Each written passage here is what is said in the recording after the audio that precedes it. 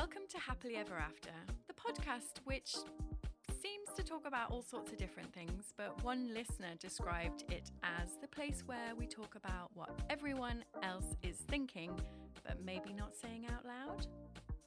I am your host, Hannah Harvey. I'm a writer and a parenting blogger at mumsdays.com. That's mumsdays.com. If you wouldn't mind subscribing and leaving a review, that would be amazing because it basically means more people can find the podcast. And I also would really love to hear from you. So please could you contact me through Instagram at mumsdays. You can message me anything really, but you know, your stories of life and heartbreak, or any thoughts you might have on the episode, or any questions you want answering. And as always, you can find the details from this episode in the show notes.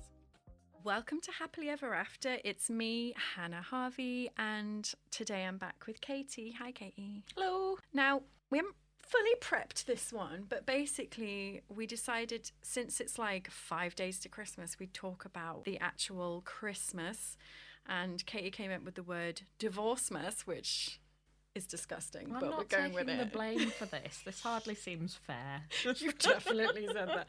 She poo-pooed my idea of Sexmas, by the way, saying that wasn't a thing, but I didn't want to do Sexmas. Let's do Divorcemas. Okay, fine. So basically, we're just talking about what you do at Christmas when you're splitting up. So my experience in this conversation comes from, have I mentioned it? I've been going through a divorce. No, what was that again? You're divorced, are you? I've just gone through a divorce, yeah. And Katie's perspective is her parents were divorced. So you've been the child of Divorcemas. I've been the child of Divorcemas. My parents got divorced when I was about 11. Yeah, so you've done the whole what happens at Christmas. So we're going to kind of unpack it a little bit and see what we come up with, really, aren't we? Mm-hmm. So the first year after splitting up with my ex, it was so weird. Such a weird experience. I had the kids on Christmas Eve, and then I took them to their dad's at 11ish, spent an hour there with him and his family in our family home, and then just left. And because Christmas Day itself, I think I'd made notes the year before to myself, kind of saying like, this is how to survive Christmas. Because normally it would be like the big house, we'd have everybody there, massive table, loads of food, and just getting through that process was overwhelming. So I've made notes on that. And this year I was like, oh, I'm free, but also really sad because I'm not with my kids. It was like such a weird feeling. But what Danielle was saying a few weeks ago, which is what I did, Danielle Divorce Coach, episode 17, something like that. Yeah, She will link to it. She was saying you need to have a plan for the day. Like, don't just let it happen. So yeah, I had friends come over and we had lovely food, and it was a really nice day. It was a bit weird when they went home and being like sat on my own, but overall, nice day. And then this last year, we did the same thing. I had them Christmas Eve, dropped them off with Mike, and I went to my parents, all really lovely. But this year, we're switching it up. My ex is having them on Christmas Eve, so I won't wake up with him on Christmas Day. And how do you feel about that? I'm interested, tell me. I feel kind of okay about it. Because it's sad that I won't be there to see it, but I also won't be woken up at 5 a.m. And I think as long as they're happy and they're having a good time, I'm trying not to feel like my whole identity revolves around making sure I'm there to ensure they have a good time. And as a child of divorce, Divorcemas. As a child of Divorcemas, I find that very refreshing to hear, because I think you get yourself into this state of mind where you have to be at one parent's or the other's every year, and if you miss a certain parent's year, then it's favoritism, And I've felt that since I was a kid and they first split up, and end up having to be in so many different places at so many different times. All the same time, actually. On the day. Yeah, so many different places all at the same time that you don't actually enjoy any of it. And it's all just about rushing about trying to make sure that you see everybody and please everybody, and you don't actually get a chance to enjoy it yourself, to do what Christmas is about, which is spending time with family instead of just going, hello, I'm off now, which is what I feel like I've spent a lot of years doing, through obligation to see both parents on Christmas Day. Interesting. And do you still feel it now? Yeah, I do. Like, it was worse.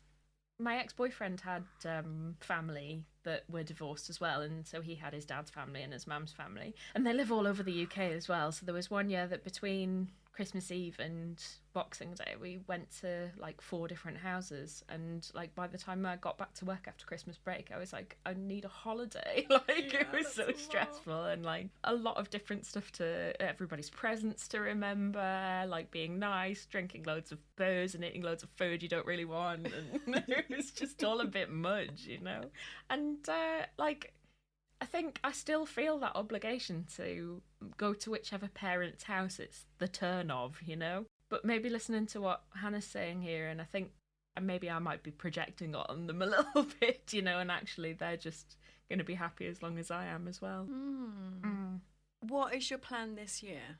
So, it's I can never remember which parent it is. I never think about it because I find it stressful. So I'm like, let's just wait till we get to like December the 23rd and we'll see. But I think it's my mum's turn this year. So I'll be going there with my stepdad, my brother and his wife, and my stepdad's family won't be there. Because this is the thing, when you've got your step parents, they've also got all of their own family as well, and like sometimes there's people at Christmas dinner you've never met before, you know. You just like, it's whoever turns up, you know. That's what it's like being a vicar's daughter, by the way. Yeah, I bet, there would be some randomer you've never met, like maybe a handful of them even, at Christmas dinner, which I kind of like. Yeah, I thought that was quite nice actually. It's like, oh, so and so hasn't got anywhere to go, so they'll come over. But yeah. It's a funny one. As an aside. But I don't know whether I'll do that anymore, go to my mum's, because I'm thinking maybe for the first time I'll actually do what I want. Is that because we've just had the pre-conversation about this? I'd like to say that I decided that in the duration of this podcast, but I had been thinking about it before. Had you? Yeah. Because one of the things I'm thinking about is how much, is it what you were saying there, the projection thing? Well, exactly. So I think if I said to my mum and dad, I want to just stay at home this year, like I don't want to do Christmas, and they'd both probably be fine with it. It's just like my own guilt that I can't miss one because it's favoritism, you know. So maybe if you do neither, then no one's left out. Well, they are, because it would be my mum, you see. Because if I miss my mum's year and then go to my dad's next year, then my mum's missed a year. You see? Oh, I mean forevermore. Forevermore. If I never see my parents ever again at Christmas. Yeah, okay. No, well, what about doing something like doing your mum on Christmas Eve and your dad on Boxing Day, and then just chilling on Christmas Day? Oh, that would be delightful, wouldn't it? Yeah. Do so it, Katie. Yeah, I know. My advice to parents, the Divorcemas, is to just let your kids do whatever they want. In sort of like Home Alone style. Yeah. Pick a house. Here's some presents. Try not to burn the house down. See you on Boxing Day. I hear there's a pretty good party at Hannah's house on Christmas Day. Loads of people from the vicarage round. Who knows? If you've got nowhere to go, come to mine. Okay, so if you were asked as a kid, what do you want to do for Christmas, what do you think you would have said? I think when I was a kid, like, I had a lot more attachment to my mum than I did my dad, and I don't know why that is. My dad's lovely. So I probably would have, and I guess it's probably because I lived in her house as well, so you want to stay in your own house on Christmas Day, really. Yeah. But I had to go between all the different houses still then as well. And I don't think our opinions were ever really considered. It was kind of like, that's what's going to happen this Christmas. You were here at this point and then you're going to be there. Yeah, exactly. And I think if I was given the choice, I probably would have just stayed at my mum's. But now that I'm an adult, like, actually the only option I want is to just not do any of the family things and do my own thing, you know? I don't want to do either. Because when you think about it, so obviously my parents are still together, and my experience of Christmas was you got your stocking, you went downstairs and opened your presents. You took your favourite present to church. Yeah. Played with that. Came home, had dinner, played with whatever it was. Fashion wheel is sticking out in my mind for some reason. I remember just spending the whole of Christmas one day, like designing things with my fashion wheel, and it was awesome. That sounds fun. But really, you're just in your own little bubble. Yeah. I wasn't speaking to either of my parents. I was just in that bubble. So yeah, so I don't think I had that. I don't think I had that on Christmas. It was like you had to wait till you did all of your different family things before you could go home and play with your toys, you know? Do you not think if you hadn't been to your dad, you would have been like, oh, I wish I can go to my dad so I can get my presents? Maybe, but like it was always my mum that got us the stuff that we wanted anyway. Because of, you know... Because you woke up there. Well, I know you didn't always wake up there, did you? No, but the maternal role is to get the presents on the kids' Christmas list, isn't it? My dad would sort of just decide what he wanted to get us, and that was fine as well. And we enjoyed getting the presents just as much off him, but I would say my mum was probably the primary parent, you know, who actually... You asked for the Furby and things like that. And she was the one that stood outside of Argos at midnight to get me the Furby. Not my dad. Oh, ma'am. Yeah. My kids will never get that. I don't think you have to stand outside of Argos at midnight anymore, though. For anything. You probably don't. If it was a thing, it was a thing. It was a thing. And I got a Furby, and it never shut up. No. You put them in a cupboard, and I'm talking about Furbies now. You put them in a cupboard. But they were a massive thing. I remember. And they would still make noise. Yeah. It's very irritating. Indeed. So what do you think I should do then for my kids? Because I'm really conscious that I don't want them feeling like they're being pulled from pillar to post. I don't want them to feel obligations. But equally, if what they said to me, I don't want to see you on Christmas Day, I'd be like, pull out my heart now. Yeah. But equally, I hope I would also be like, but I want you to have a really good day and have really good memories. Yeah. I think, like, my parents probably did it the way that they did because they wanted me to have structure and they thought that's what was most important, that I didn't have to make any of the decisions. But actually, I don't think it would have hurt to ask me what I wanted to do, you know? So Yeah. I think that's important. Just ask the kids what you want to do. You don't necessarily have to do what they say, but like find out what they think of it, you know? I might do that next year because this Next year's all year. planned. So the plan is they stay with their dad from the 21st until the 25th. So not being pulled around, they're just with their dads. Then they'll be with me from the 25th at lunchtime. We'll go to my parents, which is on the way down south, and then on to our cousins on the 26th. Their cousins, not my cousins. And do nice things there. And then I'll have them till New Year's Eve. No, New Year's Day even. See, that's not too much pulling around, is it? But, you know, when... They might feel it. No, I think it'll be okay, but just at the point where, like, you know, Ruben's got his girlfriend and they're trying to go to, like, you know, Manchester and Leicester and Nottingham and, like, Surrey and Newcastle all in the same day. At that point, say, you know, you don't have to see me if you don't want, son. Yeah. Do you know what? I might come and see you the week before. Yeah. And we can do our Christmas stuff then. I think there's a lesson in that for all of us, though, Yeah, because totally. even, like, the whole, you have to be with this parent one year and that parent another year would probably change if you got married and had your own kids, because then you're like, oh, this is what we're going to do this time. I think you should just give yourself permission now without being married to say, actually, I want to do what I want to do. Yeah. I want to do. I'll tell you what I want, what I really, really want. Tell me.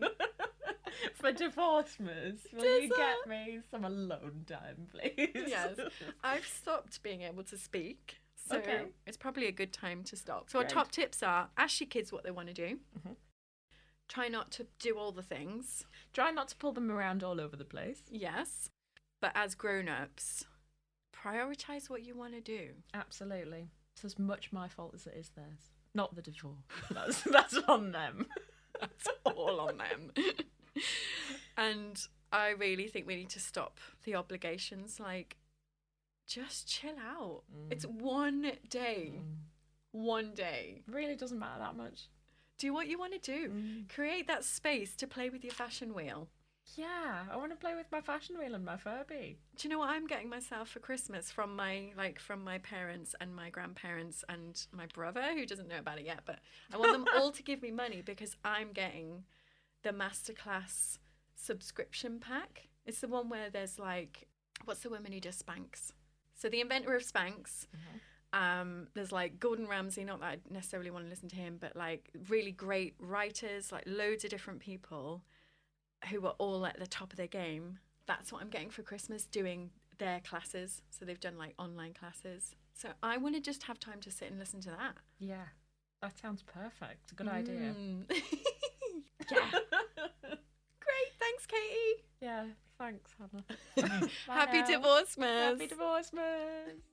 All right. Thank you so much for listening and have a great week. And I'll see you next time for another episode of Happily Ever After with me, Hannah Harvey.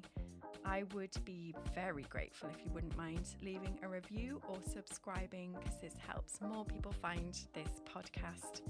And of course, if you've got a friend who you think might enjoy this episode, please do recommend it to them as well. For anything else, your thoughts on the episode or any questions, please do get in touch with me through Instagram at mumsdays, or you can email me, hannah@mumsdays.com. And I genuinely love hearing from you, so please do get in touch.